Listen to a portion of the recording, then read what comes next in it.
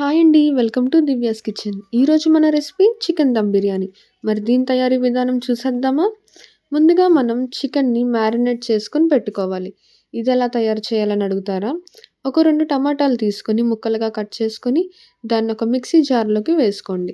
అలాగే దాంతో పాటుగా తగినంత పుదీనా, తగినంత కొత్తిమీర వేసుకొని బాగా మిక్సీ పట్టించి ఆ పేస్ట్‌ని ఒక గిన్నెలోకి తీసుకోండి. తర్వాత స్టవ్ మీద పాన్ పెట్టి చికెన్ ఎంతైతే తీసుకున్నారో ఆ చికెన్‌కి సరిపడగా ఫ్రై చేసే అంత ఆయిల్‌ని వేసుకొని, ఆ ఆయిల్‌లో సన్నగా తరిగిన ఆనియన్స్‌ని వేయండి.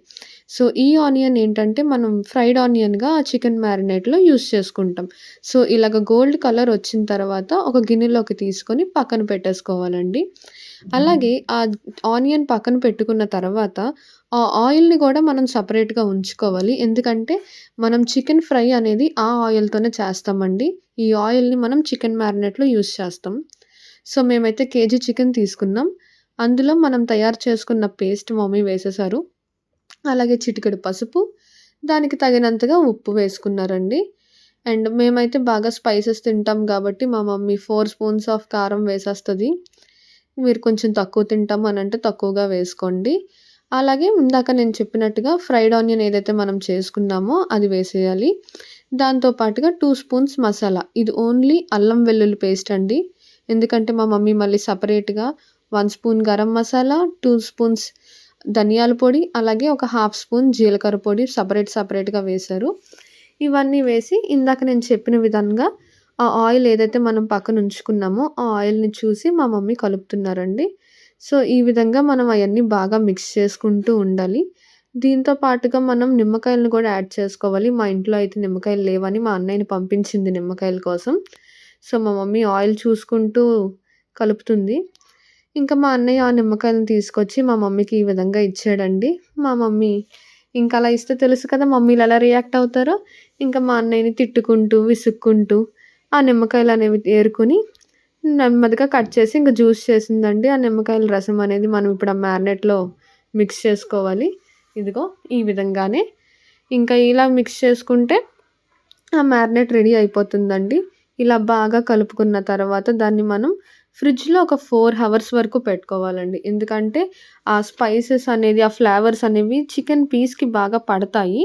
సో, ఇలా బాగా మిక్స్ చేసుకున్నది మనం ఫ్రిడ్జ్‌లో పెట్టుకొని, ఇప్పుడు మనం సెపరేట్‌గా బిర్యానీలో ఎంతైతే రైస్ ఏసుకోవాలనుకుంటున్నామో అంత వేసుకోవాలి. మేమైతే 3 గ్లాసెస్ ఆఫ్ రైస్ తీసుకున్నాము. అది బాగా నానబెట్టి ఇలాగ 4 అవర్స్ తర్వాత చికెన్ అనేది ఫ్రిడ్జ్‌లో నుంచి తీసేస్తే ఈ విధంగా ఉంటుందండి. ఆయిల్ అనేది బాగా పైకి ఫ్లోట్ అయిపోతది. సో, ఇది మా మమ్మీ ఇంకా పాన్ తీసుకొని డైరెక్ట్‌గా వేసేస్తుంది. ఇంకా ఆయిల్ ఏం వేయలేదు మీరు చూసినట్లయితే.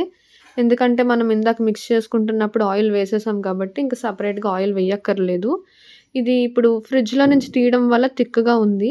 కొంచెం వేడయిన తర్వాత ఆ ఆయిల్ అనేది ఇంకా మీకు బాగా కనిపిస్తది. నేను చూపిస్తాను.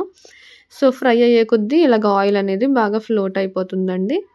అలాగే పక్కన మరొక ప్లేట్‌లో మనం బిర్యానీ చేయడానికి కావాల్సిన కూరగాయలు, మసాలా సామాన్లు తీసుకోవాలండి. మీకు తెలిసినట్లే ఉల్లిపాయలు, టమాటా, పుదీనా, కొత్తిమీర, పచ్చిమిర్చి కామన్‌గా అలాగే మసాలా సరుకులండి.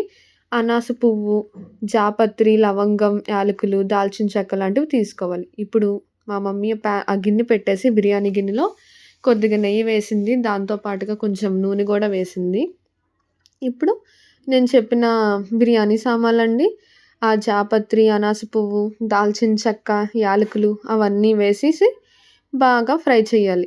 ఇవి కొంచెం ఫ్రై అయిన తర్వాత దానిలోకి మనం ఆనియన్ వేసుకోవాలండి. ఆనియన్, పచ్చిమిర్చి గూడా వేసేసుకోవచ్చు. ఆనియన్, పచ్చిమిర్చి ఒకసారే వేసేసుకొని ఇంకొంచెం సేపు ఫ్రై చేసుకోవాలండి. ఎందుకంటే కొంచెం ఆనియన్ వేగాలి కదా! ఆనియన్ కొద్దిగా వేగేంత వరకు అలాగా కలుపుకుంటూ ఉండి, ఆ తర్వాత మసాలా వేసుకోవాలండి. ఇది ఓన్లీ నేను చెప్పినట్టుగా అల్లం వెల్లుల్లి పేస్ట్ మాత్రమే. ఇంకేమీ కాదు. అందులో ధనియాలు, జీలకర్ర ఏమీ వేయలేదు. సో, ఈ మసాలా పేస్ట్ గూడా ఫ్రై అయ్యేంత వరకు కలుపుకుంటూ ఉండాలి. మరొక పక్కన స్టవ్ మీద మన చికెన్ కూడా ఫ్రై అయిపోతూ ఉంటదండి. సో, వీటిలో మా మమ్మీ నెక్స్ట్ టమాటా ముక్కలు, ఈ పుదీనా, ఇంకా కొత్తిమీర మనం ఏవైతే పక్కన పెట్టుకున్నామో అవన్నీ వేసేసి బాగా మిక్స్ చేసేస్తుందండి. అవన్నీ బాగా ఫ్రై అయ్యే వరకు కలుపుతూ ఉండాలి. అలాగే చికెన్‌ని కూడా చూడండి ఇంకొక స్టవ్ మీద అది కూడా దగ్గరికి అయ్యేంత వరకు ఫ్రై చేసుకుంటూ ఉండాలండి. 2 సైమల్టేనియస్‌గా చేసుకోండి. అండ్ తర్వాత ఇవి బాగా ఫ్రై అయిపోయిన తర్వాత మేము 3 గ్లాసెస్ ఆఫ్ రైస్ తీసుకున్నాం కాబట్టి మా మమ్మీ ఇక్కడ 6 గ్లాసెస్ ఆఫ్ వాటర్ వేస్తున్నారు. ఎసరొచ్చే వరకు మరిగించాలండి. అందులో తగినంత ఉప్పు కూడా వేసి కలిపేసింది. సో, ఎసరొచ్చే వరకు వెయిట్ చేశాక ఆ నానబెట్టిన బియ్యాన్ని ఓన్లీ బియ్యం అండి. ఇంక వాటర్ ఏమి యాడ్ చేయొద్దు. నానబెట్టిన బియ్యాన్ని మా మమ్మీ చూపిస్తున్న విధానంలో తీసి బియ్యం మాత్రమే ఆ వాటర్‌లో వేయాలండి. ఇంకా ఎక్స్‌ట్రా వాటర్ ఏం యాడ్ చేయొద్దు మీరు. అలాగ 3/4 కుక్ అయిన తర్వాత ఆ బిర్యానీ రైస్‌ని మరొక గిన్నెలోకి మార్చుకోవాలి. ఎందుకంటే ఇప్పుడు మనం ఆ చికెన్ అనేది లేయర్స్‌గా వేసుకోవాలండి ఫ్రై అయిన చికెన్‌ని. ఇదిగో మా మమ్మీ కేజీ చికెన్ కాబట్టి 2 లేయర్స్‌గా వేస్తున్నారు.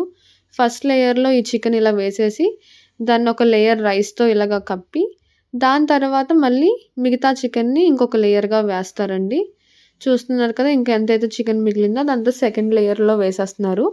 వేసిన తర్వాత ఆ మిగిలిన బిర్యానీ రైస్‌ని దీనిపైన వేసేసుకోవాలండి. ఏ విధంగా అయితే మా మమ్మీ వేస్తున్నారో ఆ విధంగా. ఇప్పుడు ఫుల్ కవర్ అయిపోయింది కదా! ఇలా వేసేసిన తర్వాత ఇంకా బౌల్‌లో ఉన్న మిగతా గ్రేవీని కూడా మా మమ్మీ దాని పైన వేసేస్తారు. దానిపైన కొంచెం ఫ్లేవర్ కోసం పుదీనా ఇంకా కొత్తిమీర వేసుకొని ప్లేట్ పెట్టి దానిపైన ఒక రాయి పెట్టాలండి బరువుగా. ఎందుకంటే ఆ వేపర్ బయటికెళ్ళకూడదు. అలాగా మిగతాది కూడా ఒక 10 మినిట్స్ తర్వాత క స్టవ్ ఆఫ్ చేసేసి ఇలా పక్కకు తీసుకుంటే బిర్యానీ రెడీ అయిపోతది. కొంచెం పైకి కిందకి కలుపుకుంటూ ఉంటే ఆ చికెన్ అనేది బాగా కలిసిపోతుందండి. అంతేనండి. మనం ప్లేట్‌లో సర్వ్ చేసేసుకుంటే వేడి వేడిగా chicken dum biryani ready. So, మీకు ఈ వీడియో గాని నచ్చినట్లయితే మా వీడియోని లైక్ చేయండి, షేర్ చేయండి అండ్ సబ్స్క్రైబ్ కూడా చేయండి. మరిన్ని రెసిపీలతో మీ ముందుకు వస్తాము. Bye bye.